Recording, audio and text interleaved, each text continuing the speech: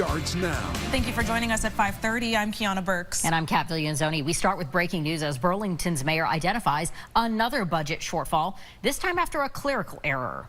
In a memo to the city council, Mayor Emma Mulvaney-Stanek says the city's chief administrative officer overestimated tax revenue associated with a commercial property, leaving a $1.8 million shortfall in the city budget. The mayor previously cut 25 positions across city government to fill an $8 million budget hole.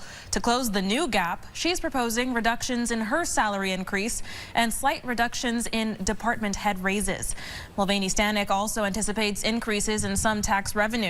She says will likely make up the shortfall as part of the nearly $200 million budget.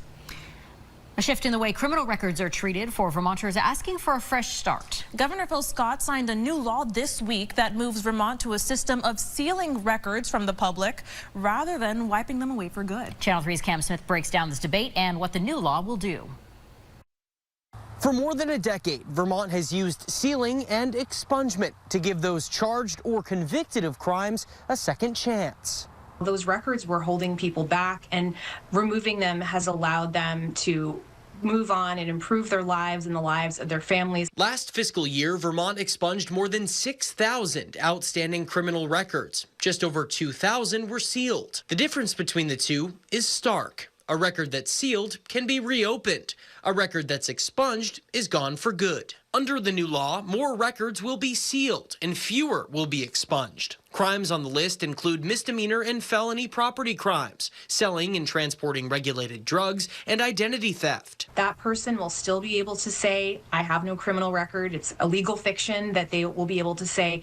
But when it comes to the records themselves, in case an issue should come up in the future, the record is preserved. Not everyone supports the change. Defense attorneys like Robert Kaplan prefer expungement for his clients, saying that gives them the opportunity to right their wrongs without the risk of the past coming back to haunt them. It's really unfortunate that the legislature has decided to go forward with this, dramatic change with seemingly very little consideration given to how it's going to have a real world impact on people. Lawmakers say that was the main opposition to the bill, but they needed to compromise and balance political pressures. We wanted to make sure that individuals that had these other offenses that haven't gotten into further trouble are not continued to be burdened by those criminal records. They seem to want all or nothing in many respects, and that just wasn't feasible. The new law requires the offender to serve the full sentence and go through a waiting period before being eligible for their records to be sealed. 3 years for misdemeanors, 7 years for felonies, and 10 years for DUIs. The law will take effect on July 1st. In South Burlington, Cam Smith, Channel 3 News. While sealing and expunging hides official records from public view, it does not eliminate all public knowledge of the crimes. When a crime happens and news outlets like us here at Channel 3 report on them, the stories are put out on the internet where they can live forever. Media experts say those stories are protected under the First Amendment and are not subject to the sealing law. That creates an ethical question that newsrooms are trying to answer.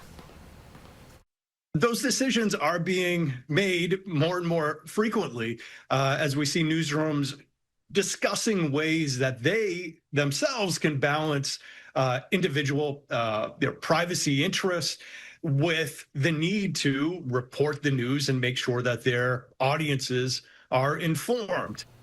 The New England First Amendment Coalition says policies will differ across newsrooms, but at the end of the day, there's no legal requirement to remove a story from the internet.